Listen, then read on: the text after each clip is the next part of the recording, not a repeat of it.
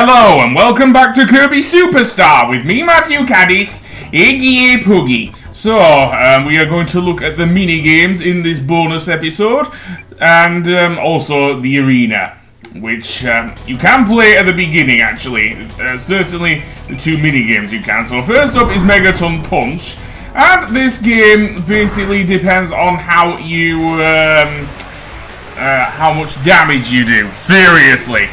And it is interesting to say the least. So basically there are two levels at the beginning. So what you have to do is line up the thing and apparently line up the pendulum. All you do, what you do is you get the power meter up to full and line up the targets and then hit the pendulum at the right time. The bigger crack you get, then the more damage you do and more points you get. It's as simple as that! And it's actually quite a fun little mini game. Seriously. And you do it against various opponents and whatnot. So yeah, quite a fun little game.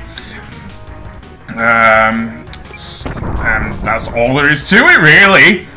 It's quite a fun, as I say, it's nice, it's really funny to see Planet Popstar taking so much damage with each of the punches you do in this mode.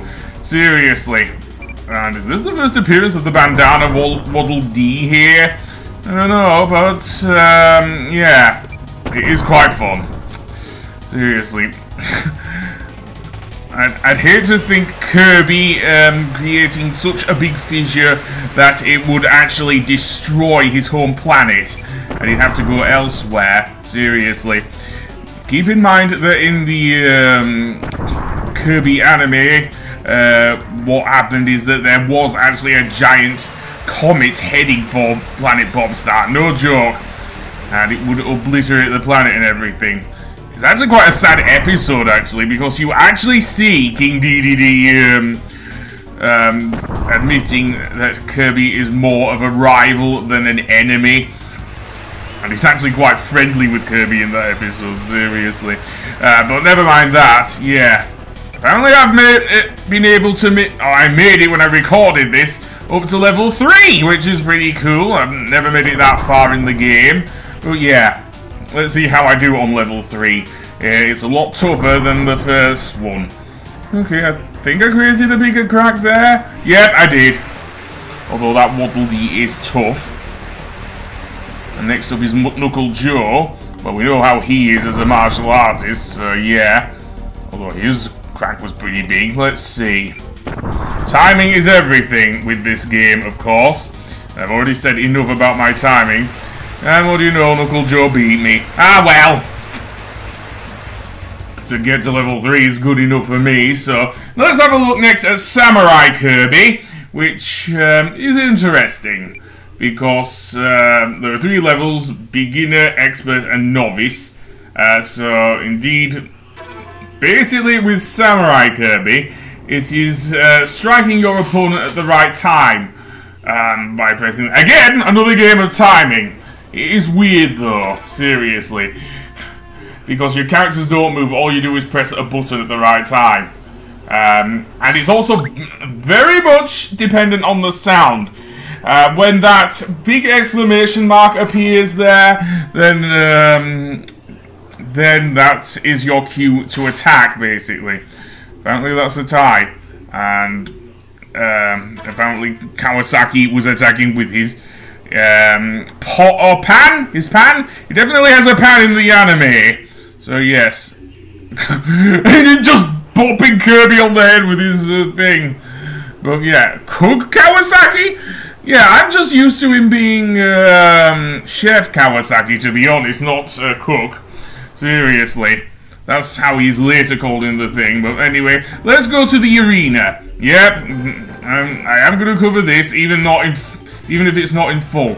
Basically, this is kind of like a mode that also gets replicated in various other Kirby games. Basically, think of this as an enemy rush. Seriously? Or a boss rush even, because I think the enemies are at random. So first off we have the Twin Woods. Of course you've seen this before when I did both Revenge of Meta Knight and Milky Way Wishes. So yeah, so you face various enemies and bosses throughout the game. There are also rest rooms here, so you can recover. There are also plenty of Maxim tomatoes, though only 5, and they don't respawn. But you know what, I chose the wrong ability for this boss against the cannon. So yeah, well, I can easily get bomb here, so that's not a problem. Well, let's get up there before it starts shooting me with the thing. Again, still one of my favourite bosses in the game, actually, this one. And especially in Revenge of Meta Knight, because it does force you to think quite a bit. So there we go, and oh dear, my helper is going down, is burning Leo. Well, never mind. And yes, I think you can create as many helpers as you want, though. I'm going to try and do this without using too many Maxim tomatoes. Because as I said, there's only 5, and yeah, there are 17 opponents. I don't know why it says games, but there you go. Apparently this takes place in an area that resembles the Colosseum in Rome. Yes, that is a thing, apparently. So that being said, let's actually get these guys out.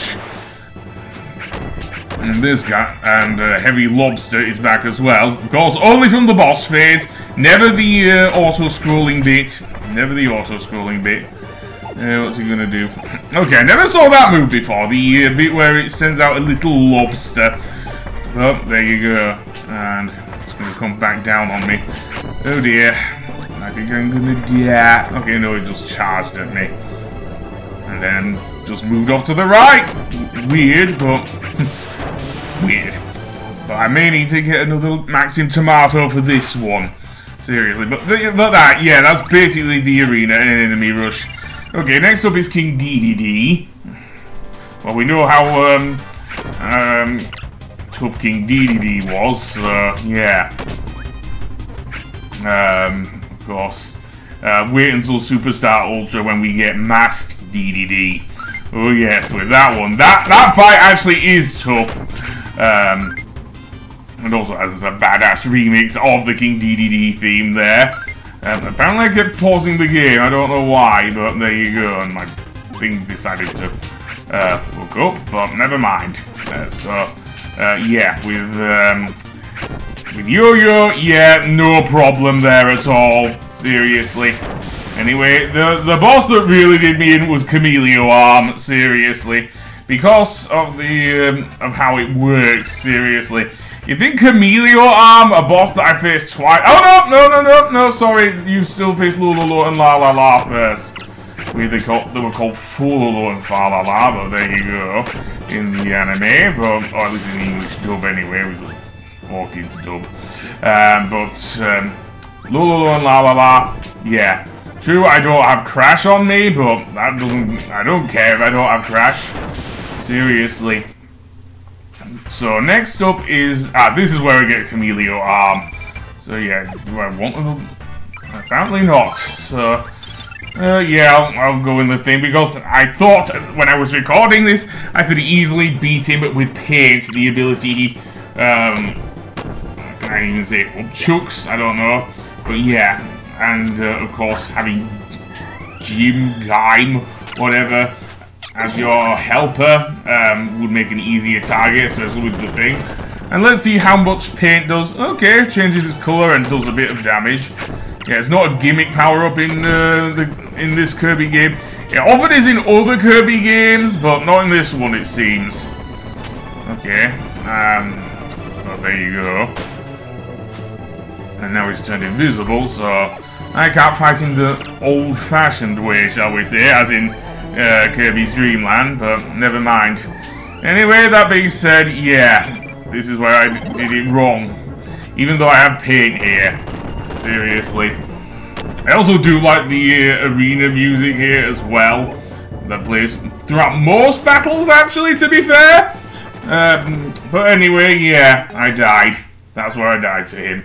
And yeah, if you die, you have to start from the very beginning. There's no thing, unless you use restore points or anything, like with the Switch or something like that. Anyway, that being said, that is it for Kirby Superstar. on the next episode, the next Kirby game I'm going to cover, is, as I've mentioned, is Kirby's Adventure for the NES. So yeah, and indeed, that I did kind of do that game beforehand, but it was the GBA version, Nightmare in Dreamland. So indeed, I will cover that next. I'll see you then. Goodbye!